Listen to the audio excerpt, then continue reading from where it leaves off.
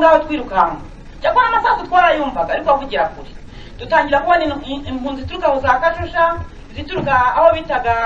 muri intera hayoborwaga n'umuzungu witwaga Karirose yajyaga atanga n'imfasha nyinshi cyane cyakora se byigwa komokamo duhita tugenda gutya ntambara yande ubwoba